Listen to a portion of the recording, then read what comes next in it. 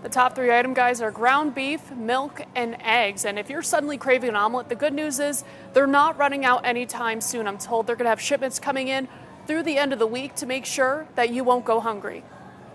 Shoppers like E.J. Bell left Homeland on Wednesday with a haul that left a nearly $300 hole in their pocket, stocking up on household essentials, produce, and pet food. Just to make sure I'm prepared because we're supposed to get that cold weather this weekend. He wasn't alone in this endeavor. The aisles of the grocery store on North May were filled with customers filling their carts. Store manager Russell Radin says the three most sought after items are milk, eggs, and ground beef. It's Oklahoma, you gotta have beef. Radin says essentials are flying off the shelves, but out of stock is out of the question right now. We've ordered an extra product, trying to get everything ready. With truckloads of food scheduled for delivery ahead of the snowfall. We had our milk truck coming in early. It was scheduled for Friday. They're gonna go ahead and bring it to us tomorrow. Our biggest grocery delivery will be here Friday afternoon. If you are going grocery shopping, customers say to pack your patience and leave room for a snack. Ann Huckabee's husband did just that. What did he buy for you guys to be prepared for the snowy weekend?